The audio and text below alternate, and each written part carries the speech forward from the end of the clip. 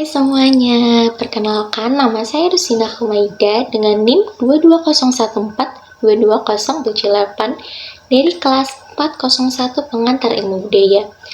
Hari ini kita akan membahas sesuatu yang menarik. Apa itu? Yaitu krisis identitas yang ada di Indonesia. Krisis identitas di kalangan siswa dapat berdampak besar pada perkembangan mereka, baik secara akademis maupun secara pribadi. Yuk kita bahas lebih dalam tentang apa sih krisis identitas itu dan bagaimana ini terjadi di dunia pendidikan Indonesia dan solusi apa yang bisa kita lakukan untuk menguranginya.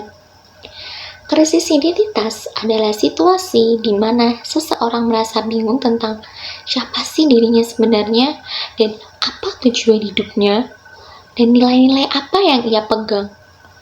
Di dunia pendidikan, krisis identitas ini sering terjadi pada siswa yang merasa tidak dapat menemukan jati diri mereka atau merasa tertekan untuk mengikuti ekspektasi yang bukan berasal dari diri mereka sendiri. Di Indonesia, kita sering melihat krisis identitas pada siswa yang merasa tertekan untuk memenuhi harapan orang tua, harapan guru, dan harapan masyarakat.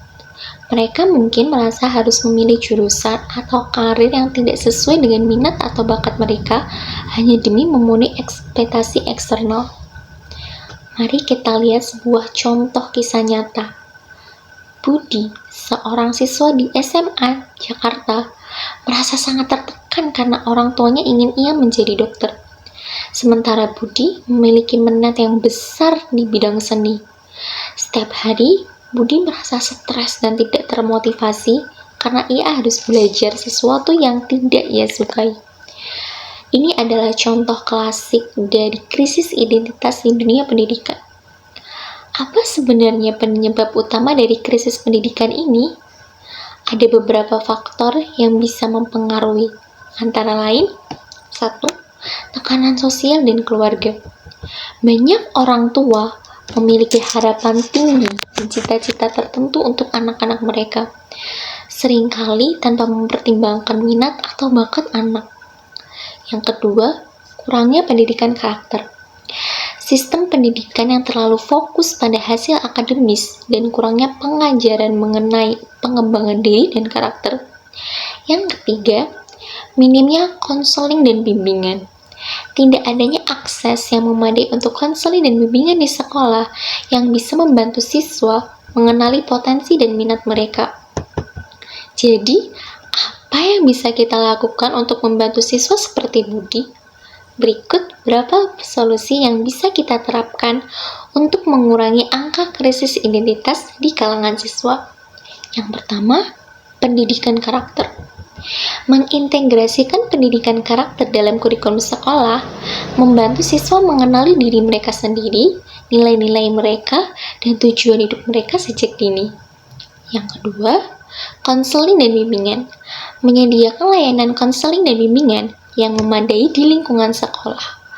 Konselor bisa membantu siswa mengeksplorasi minat dan bakat mereka serta memberikan dukungan emosional sehingga para murid-murid ini tidak merasa tertekan dan tidak sakit jiwa gitu. Yang terakhir, yang ketiga, keterlibatan orang tua. Mengedukasi orang tua tentang pentingnya mendukung minat dan bakat anak mereka, bukan hanya mengejar ekspektasi mereka sendiri. Orang tua harus menjadi pendukung terbesar dalam pencarian jati diri anak mereka.